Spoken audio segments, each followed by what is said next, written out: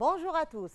On va traiter des activités, commençant par la première, soit f, une fonction définie sur R étoile par f de x égale racine de x au carré plus 1 moins 1, le tout sur x. On va étudier la continuité de f sur son ensemble de définition, et puis on va montrer que f est prolongeable par continuité en 0, et on va définir son prolongement. Voilà, commençons la correction. On a la fonction f, elle est définie sur R étoile, puisque son ensemble de définition est l'ensemble des x appartenant à R, tel que x au carré plus 1 supérieur ou égal à 0, et x différent de 0. Or, pour tout x appartenant à R, x au carré plus 1 strictement supérieur à 0, alors son ensemble de définition sera R étoile. La première question, on va étudier la continuité de f sur son ensemble de définition. Comme on voit très bien, la fonction f est le quotient de deux fonctions. On va étudier la continuité de l'expression au numérateur et la continuité de l'expression au dénominateur. Commençons par la fonction sous la racine. On a bien que la fonction qui associe x au carré plus 1 est une fonction polynôme, donc elle est continue sur tout R. Et pour tout x appartenant à R, x au carré plus 1 strictement supérieur à 0, alors elle est positive sur R, d'où la fonction qui associe racine de x au carré plus 1 est continue sur R. En particulier, elle est continue sur R étoile. D'où la fonction qui associe racine de x au carré plus 1 moins 1 est continue sur R étoile comme étant somme de deux fonctions continues, puisque moins 1 est une fonction constante continue sur tout R, en particulier sur R étoile. Et la fonction qui associe x, une fonction polynôme, continue sur tout R, en particulier sur R étoile, et elle est différente de 0 pour tout x appartenant à R étoile. Par suite, la fonction f est continue sur R étoile comme étant quotient de deux fonctions continues sur R étoile. Voilà. Passons à la deuxième question. On va montrer que f est prolongeable par continuité en 0 et on va définir son prolongement. Pour cela, je vais vous rappeler de la définition du prolongement par continuité. Soit f une fonction définie sur un intervalle ouvert i, sauf au 1 réel a de i. Si la fonction f admet une limite finie L lorsque x tend vers A, alors on dit que f est prolongeable par continuité en A. Et son prolongement est la fonction g définie par f de x si x différent de A et le réel L si x est égal à A. Et cette fonction est continue en A. Pour répondre à notre question, qu'est-ce qu'on doit vérifier? Que 0 n'appartient pas à l'ensemble de définition de f, et la limite en 0 de f est égale à un réel. C'est ce qu'on a. On rappelle que la fonction f est égale racine de x au carré plus 1 moins 1 sur x. Son ensemble de définition, c'est R étoile. Donc, on a bien que 0 n'appartient pas à l'ensemble de définition. Deuxième étape, on va passer à calculer la limite lorsque x tend vers 0 de f de x. Là, ça sera la limite lorsque x tend vers 0 de racine de x au carré plus 1 moins 1. La limite de l'expression au numérateur est égale à 0. La limite de l'expression au dénominateur est égale à 0. On est dans une forme indéterminée. Pour enlever l'indétermination, on va multiplier le numérateur et les dénominateurs par la forme conjuguée de racine de x au carré plus 1 moins 1. On trouve ce résultat-là. Pour calculer cette limite, on va développer en utilisant un produit remarquable au niveau de l'expression du numérateur. Donc, ça sera racine de x au carré plus 1 au carré moins 1 au carré. Le résultat, c'est x au carré sur x, facteur de racine de x au carré plus 1 plus 1. On va effectuer une simplification par x. Le résultat sera la limite lorsque x tend vers 0 de x sur racine de x au carré plus 1 plus 1. La limite de x est égale à 0. La limite de racine de x au carré plus 1 est égal à 2. Donc 0 sur 2 est égal à 0. Les deux conditions sont vérifiées. 0 n'appartient pas à l'ensemble de définition de f. La limite lorsque x tend vers 0 de f de x est égale à 1 réel. On va conclure que la fonction f est prolongeable par continuité en 0 et le prolongement est défini par une nouvelle fonction g de x est égal à f de x si x différent de 0 et 0 si x est égal à 0. Passons à une deuxième activité dont l'énoncé est le suivant. Comme on voit très bien, c'est une fonction par intervalle. Sur chaque intervalle, elle prend une expression. C'est f sa courbe représentative dans un repère orthonormé au IJ du plan. On va étudier la continuité de f en 1. On va déterminer la limite en plus l'infini de f de x et puis on va interpréter graphiquement ce résultat. On va montrer que f est majoré sur l'intervalle 1 plus l'infini dont on déterminera ce réel. Et enfin, on va montrer que f est strictement croissante sur l'intervalle ouvert moins l'infini 1. Passons à la correction de cette activité. Là, dans la première question, on va étudier la continuité de f en 1. Comme on voit très bien, la limite à droite et la limite à gauche de f en 1 ne vont pas être calculées par la même expression. Je vous rappelle que f, une fonction définie sur un intervalle ouvert i, et a un réel de i, f est continue en a si et seulement si elle est continue à gauche et à droite en a. Par calcul de limite, on doit montrer que la limite lorsque x tend vers a moins de f de x est égale à la limite lorsque x tend vers a plus de f de x est égale à f de a. Appliquons ça dans notre activité. Premièrement, on va calculer l'image de 1 par f. Ça sera calculé par la restriction de f sur l'intervalle 1 plus l'infini. Donc f de 1 est égal à 1. Là, en remplaçant x par 1, on va obtenir 1. Et elle présente la limite lorsque x tend vers 1 plus de f de x. Maintenant, on va calculer la limite à gauche en 1. Ça sera la limite de la restriction de f sur l'intervalle moins l'infini 1. C'est la limite lorsque x tend vers 1 moins de 1 sur 2 moins x. Par un calcul simple, ça est égal à 1, qui présente l'image de 1 par f. Qu'est-ce qu'on a obtenu? La limite à droite en 1 de f de x est égale à la limite à gauche de f est égale à f de 1. Alors, la fonction f est continue en 1. Passons à la deuxième question. On va déterminer la limite lorsque x tend vers plus l'infini de f de x. Comme on voit très bien, on va calculer la limite en plus l'infini de f de x. Donc, ça sera la limite de sa restriction sur l'intervalle 1 plus l'infini.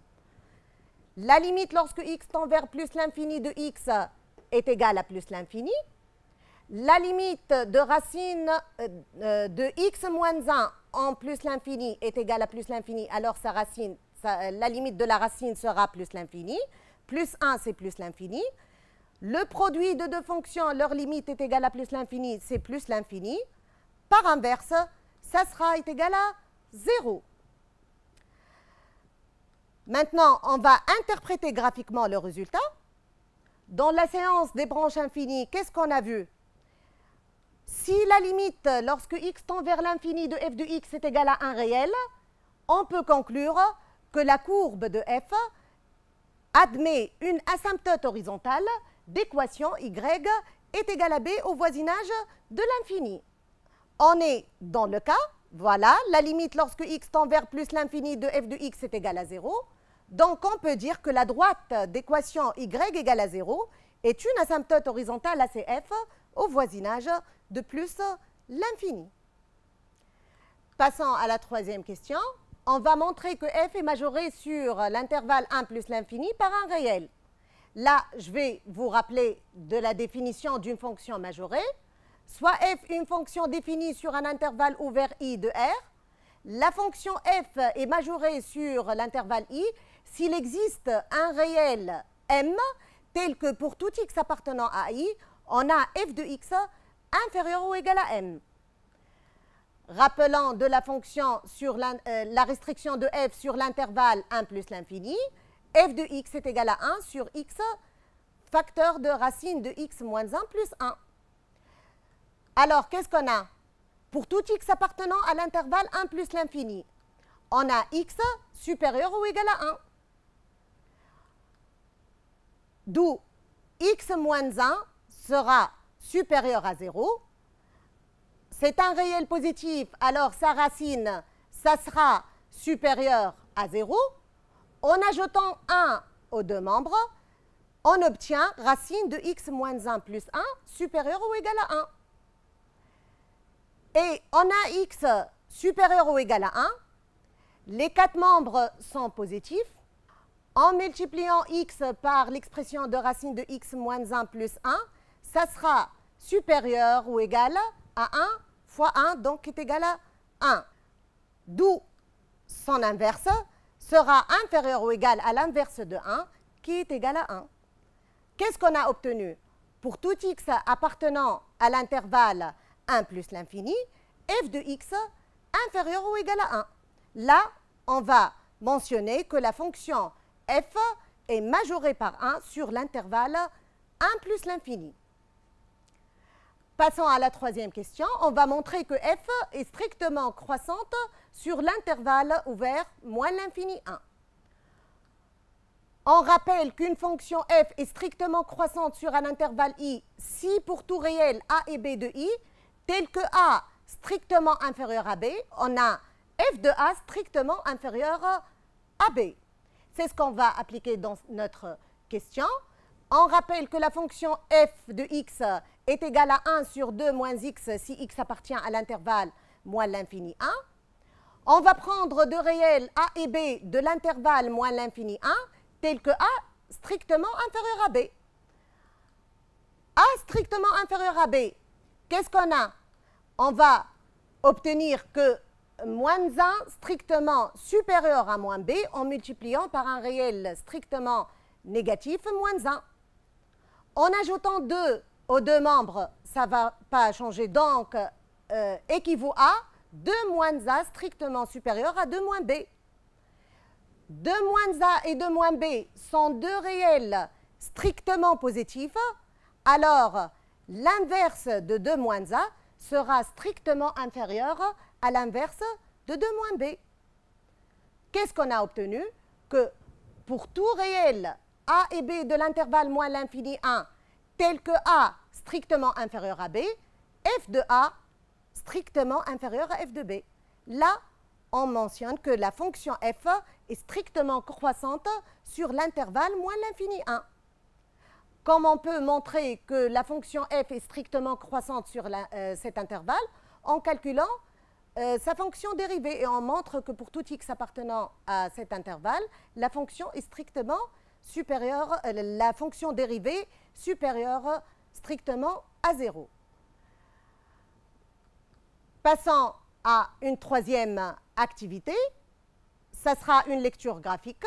On donne dans un repère orthonormé OIJ la courbe C d'une fonction f définie sur R privée de moins 1 et 1. Comme on voit très bien, les deux droites d'équation x est égal à moins 1 et x est égal à 1 sont deux asymptotes verticales. Et la droite D, c'est une asymptote oblique ACF au voisinage de moins l'infini et de plus l'infini. Donc, par une lecture graphique, on va déterminer la limite lorsque x tend vers moins l'infini de f de x et la limite lorsque x tend vers plus l'infini de f de x. Commençons par la première. La limite lorsque x tend vers moins l'infini de f de x. Comme on voit très bien, quand x prend des valeurs très petites, f de x tend vers plus l'infini. Alors, la limite lorsque x tend vers moins l'infini de f de x est égale à plus l'infini. Limite lorsque x tend vers plus l'infini de f de x. On voit très bien que quand x prend des valeurs trop grandes, la courbe décroît vers moins l'infini, alors la limite lorsque x tend vers plus l'infini de f de x est égale à moins l'infini. Maintenant, on va passer à déterminer la limite lorsque x tend vers 0 plus de f de 1 sur x. Là, je vais vous rappeler que f est une fonction définie sur un intervalle de type 0 plus l'infini ouvert. On a la limite lorsque x tend vers plus l'infini de f de x existe, si seulement si la limite lorsque x tend vers 0 plus de f de 1 sur x existe. Dans ce cas, on va dire que la limite lorsque x tend vers plus l'infini de f de x est égale à la limite lorsque x tend vers 0 plus de f de 1 sur x. Appliquons ça dans notre limite. Donc, on voit très bien, la limite lorsque x tend vers 0 plus de f de 1 sur x est égale à la limite lorsque x tend vers plus l'infini de f de x. Et le résultat trouvé d'après premièrement petit b, c'est égal à moins l'infini. Passons à la deuxièmement petit b. On va déterminer la limite lorsque x tend vers plus l'infini de f de racine de x. Comme on voit très bien que f de racine de x est la composée de deux fonctions, la fonction qui associe racine de x et la fonction f dont la représentation graphique est donnée. Mais avant ça, je vais vous rappeler que f et g, deux fonctions définies respectivement sur i et j, telles que pour tout x appartenant à i, on a f de x appartient à j. Si limite lorsque x tend vers a de f de x est égal à l, et limite lorsque x tend vers l de g de x est égal à l', alors la limite lorsque x tend vers a de g rang f de x est égale à l'. Là, on annonce que a, l et l' peuvent être finis ou infinis. Revenons à notre limite. On va commencer par la limite lorsque x tend vers plus l'infini de racine de x, qui est égale à plus l'infini. La limite trouvée ici va être calculée pour la fonction f. Donc, et la limite lorsque x tend vers plus l'infini de f de x est égale à moins l'infini. Qu'est-ce que l'on déduit? Que la limite lorsque x tend vers plus l'infini de f de racine de x est égale à moins l'infini. Passons à petit c, on va déterminer la limite lorsque x tend vers 1 plus de f de 2 moins x. Là, comme on voit très bien que c'est la composée de deux fonctions, la fonction qui associe 2 moins x et la fonction f. On commence par le calcul de la limite lorsque x tend vers 1 plus de 2 moins x. Comme on voit très bien que c'est une fonction polynôme, sa limite en 1 plus est égale à 1. Puis, on va déterminer la limite lorsque x tend vers 1 de f. Comme on voit très bien, la fonction f n'est pas définie en 1. Donc, on doit déterminer que si, qu'on va déterminer la limite en 1 plus ou 1 moins de f. On voit très bien que x tend vers 1 plus, alors x sera supérieur à 1. Équivaut à moins x strictement inférieur à moins 1, équivaut à 2 moins x strictement inférieur à 1. Donc, on va calculer la limite lorsque x tend vers 1 moins de f de x. Et la limite lorsque x tend vers 1 moins, quand x tend vers 1, tout en étant inférieur à 1, f de x tend vers moins l'infini. De ces deux résultats, on obtient la limite lorsque x tend vers 1 plus de f de 2 moins x est égale à moins l'infini. Passons à la troisième question. On va déterminer graphiquement les images des intervalles moins 1, 1 et l'intervalle 2 plus l'infini par f.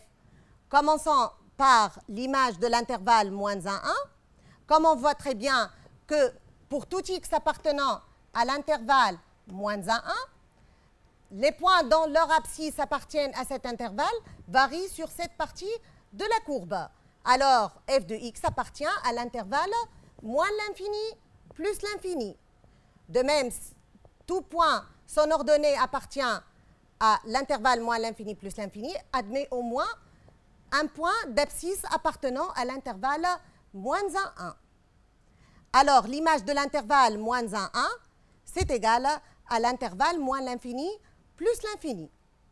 Maintenant, déterminons l'image de l'intervalle 2 plus l'infini. Alors, pour tout x appartenant à l'intervalle 2 plus l'infini, on voit très bien que les points de CF appartiennent à cette partie de la courbe.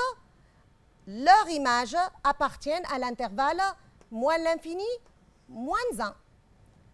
Et tout point de l'intervalle moins l'infini, moins 1 va admettre tout point de cette courbe dont l'ordonnée appartient à l'intervalle moins l'infini, moins 1. Son abscisse appartient à l'intervalle de... Elle admet au moins un point d'abscisse appartenant à l'intervalle de plus l'infini. Alors, l'image de l'intervalle 2 plus l'infini est égale à l'intervalle moins l'infini moins 1 fermé en moins 1. Passons à une quatrième activité. Voilà, une fonction f donnée par intervalle. Sur chaque intervalle, elle prend une expression. Sachant que pour tout x appartenant à l'intervalle moins l'infini 0, on a donné un encadrement pour la fonction f. On va déterminer la limite lorsque x tend vers moins l'infini de f de x. Puis, on va interpréter graphiquement le résultat. On va étudier la nature de la branche infinie de la courbe de f au voisinage de plus l'infini. On va déterminer la limite de quelques fonctions composées. Et enfin, on va montrer que l'équation f de x est égale à 3 admet au moins une solution alpha dans l'intervalle ouvert 0, 1. Commençons par la première question. Voilà la fonction f.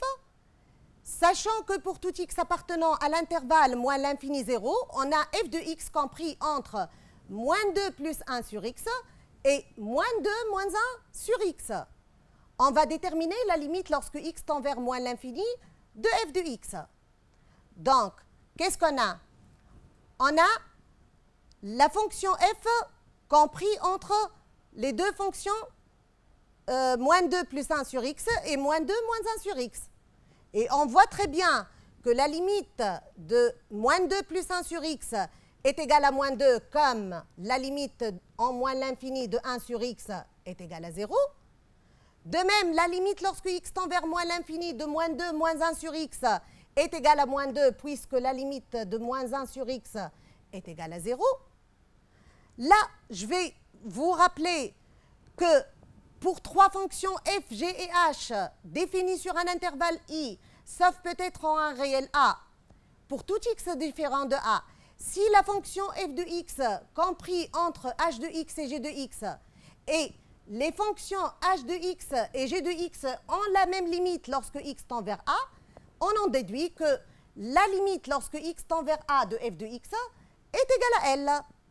C'est ce qu'on va appliquer dans notre réponse. Donc, la limite en moins l'infini est égale à moins 2. La limite en moins l'infini de f de x est égale à moins 2.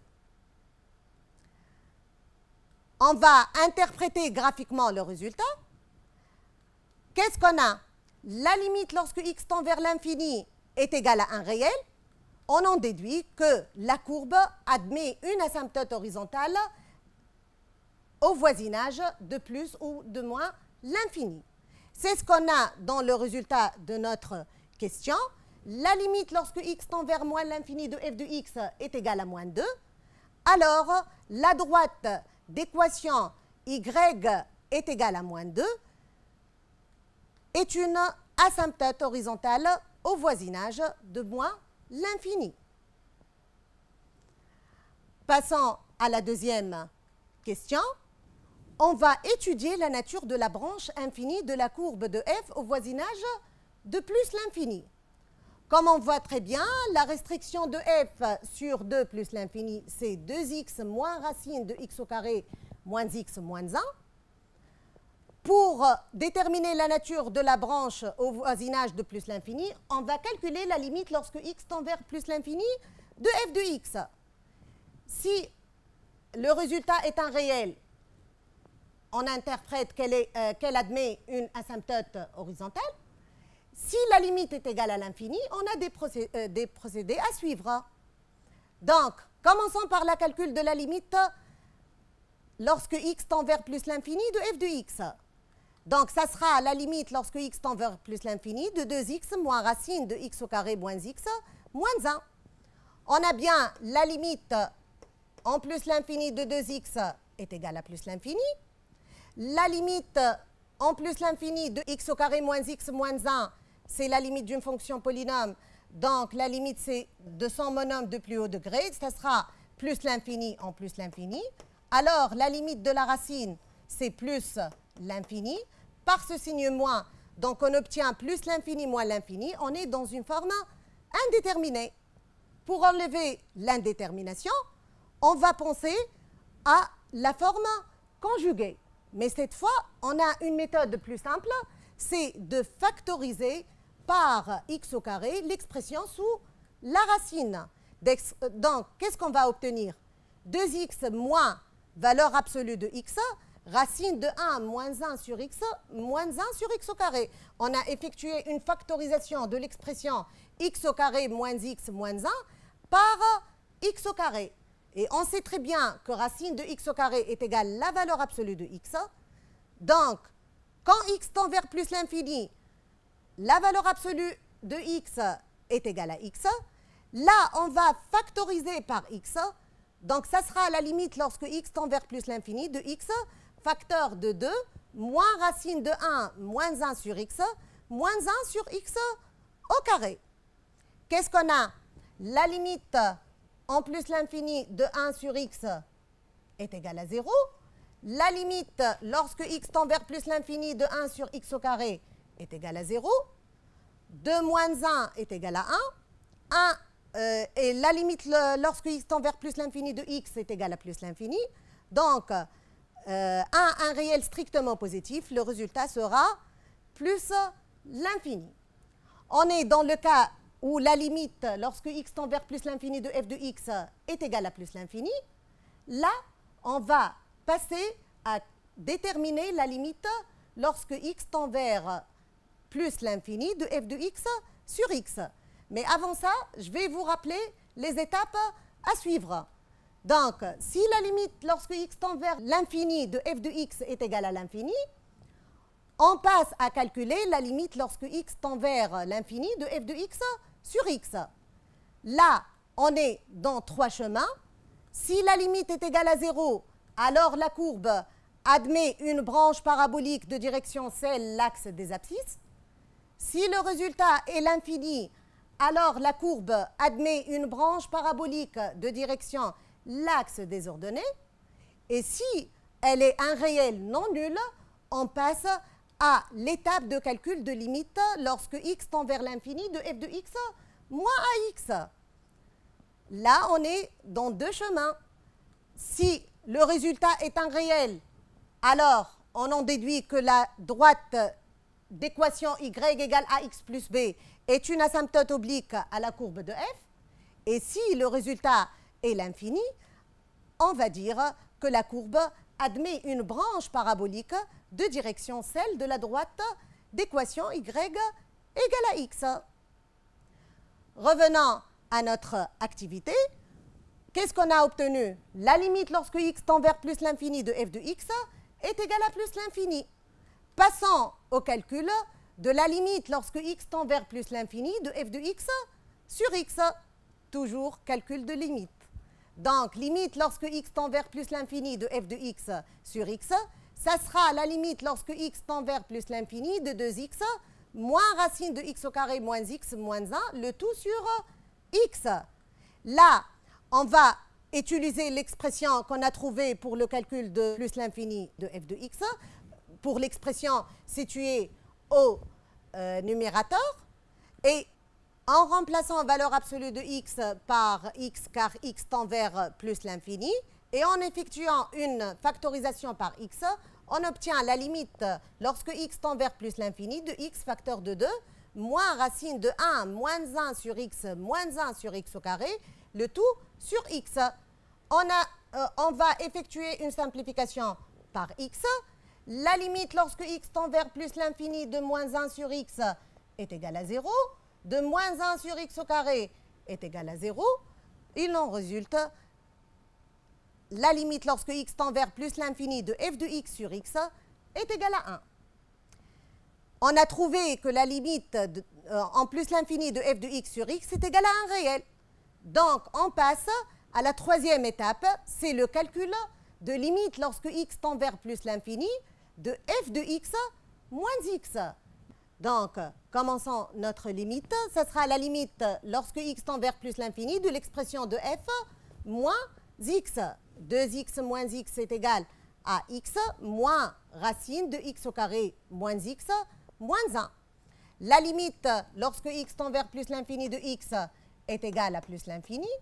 La limite de x au carré moins x moins 1, c'est une fonction polynôme, sa limite en l'infini, ça sera la limite du monôme de plus haut degré, donc ça sera la limite en plus l'infini de x au carré. Sa racine sera, sa limite sera en plus l'infini, avec ce signe moins, ça sera moins l'infini. Là, on est devant une forme indéterminée. Pour l'enlever, on va multiplier le numérateur et le dénominateur par sa forme conjuguée. On va effectuer un développement au niveau de l'expression située au numérateur du produit remarquable a moins b fois a plus b. Donc, ça va donner x au carré moins facteur de x au carré moins x moins 1. En enlevant les parenthèses, on obtient x plus 1. Et pour l'expression située au niveau de dénominateur, on va factoriser l'expression sous la racine par x au carré, comme on a déjà vu dans des calculs des limites précédentes. Alors, qu'est-ce qu'on va obtenir? Que la limite lorsque x tend vers plus l'infini de x plus 1 sur x facteur de 1 plus racine de 1 moins 1 sur x moins 1 sur x au carré. Là, on va factoriser par x l'expression située au numérateur. On va effectuer une simplification par x. On voit très bien que la limite en plus l'infini de 1 sur x est égale à 0, de moins 1 sur x est égal à 0, et de moins 1 sur x au carré est égal à 0. Qu'est-ce qu'on va obtenir? 1 sur 1 plus racine de 1, donc est égal à 1 demi. Donc, qu'est-ce qu'on a obtenu? On a obtenu que la limite lorsque x tend vers plus l'infini de f de x est égale à plus l'infini. La limite lorsque x tend vers plus l'infini de f de x sur x est égale à 1. Et la limite lorsque x tend vers plus l'infini de f de x moins x est égale à 1 demi. On est dans le cas que la courbe admet une asymptote oblique au voisinage de plus l'infini d'équation y égale x plus 1 demi. Passons à la troisième question. Donc, on va déterminer la limite lorsque x tend vers plus l'infini de f de racine de x moins 1. Comme on voit très bien que c'est une fonction composée par f et la fonction qui associe racine de x moins 1. Je vous rappelle qu'on a trouvé la limite lorsque x tend vers plus l'infini de f de x est égale à plus l'infini, et la limite lorsque x tend vers moins l'infini de f de x est égale à moins 2. Commençons la détermination de notre limite. On va déterminer la limite lorsque x tend vers plus l'infini de racine de x moins 1, qui est égale à plus l'infini, puisque la limite lorsque x tend vers plus l'infini de x moins 1 est égale à plus l'infini, alors la limite de la racine sera plus l'infini. La limite lorsque x tend vers plus l'infini de f de x est égale à plus l'infini, résultat trouvé tout à l'heure. On va déduire que la limite lorsque x tend vers plus l'infini de f de racine de x moins 1 est égale à plus l'infini. Passons à la deuxième limite. On va déterminer la limite lorsque x tend vers moins l'infini de f de 2x sur 2x moins 3. Donc, comme on voit très bien, c'est la composée de la fonction f et la fonction qui associe 2x sur 2x moins 3. Déterminant la limite lorsque x tend vers moins l'infini de 2x sur 2x moins 3, comme on voit très bien, c'est une limite d'une fonction rationnelle. Ça sera la limite du quotient du monôme de plus haut degré. C'est 2x sur 2x, donc est égal à 1. La limite lorsque x tend vers 1 de f de x, ça sera l'image de 1 par f. 1 appartient à l'intervalle 0,2. On va déterminer son image par f, donc est égal à 4. Juste, on détermine son image par f. On en déduit que la limite lorsque x tend vers moins l'infini de f de 2x sur 2x moins 3 est égale à 4. Terminant par cette limite, cette question, on va déterminer la limite lorsque x tend vers 0 moins de f de 1 sur x. On rappelle que f est une fonction définie sur un intervalle du type moins l'infini 0. On a la limite lorsque x tend vers moins l'infini de f de x existe, si seulement si la limite lorsque x tend vers 0 moins de f de 1 sur x existe. Dans ce cas, on annonce que la limite lorsque x tend vers moins l'infini de f de x est égale à la limite lorsque x tend vers 0 moins de f de 1 sur x. Appliquons ça dans notre question. La limite lorsque x tend vers 0 moins de f de 1 sur x, c'est égal à la limite lorsque x tend vers moins l'infini de f de x, trouvée dans la première question, est égal à moins 2. Terminons cette activité par cette question. Montrer que l'équation f de x est égale à 3 admet au moins une solution alpha appartenant à l'intervalle 0,1. Là, je vais vous rappeler du fameux théorème, le théorème des valeurs intermédiaires. Soit f une fonction définie et continue sur un intervalle i, a et b deux réels tels que a strictement inférieur à b. Pour tout réel k compris entre f de a et f de b, l'équation f de x est égale à k possède au moins une solution dans l'intervalle ouvert AB. C'est ce qu'on va appliquer dans notre question. On rappelle que la fonction f de x est égale 2x au cube plus 3x au carré moins 1 sur l'intervalle 0,2. On voit très bien qu'elle est une fonction polynôme. Automatiquement, elle est continue sur toute aire, en particulier sur l'intervalle demandé 0,1. Donc, on a la continuité sur l'intervalle 0,1. On va calculer les images de 0 et l'image de 1 par f. Donc, f de 0 est égal à moins 1 et f de 1 est égal à 4 par un calcul simple. On a 3 compris entre f de 0 et f de 1. D'après le théorème des valeurs intermédiaires, on en déduit que f de x est égal à 3 admet au moins une solution dans l'intervalle 0,1. Voilà, on arrive à la fin de notre séance. Merci pour votre attention et à bientôt.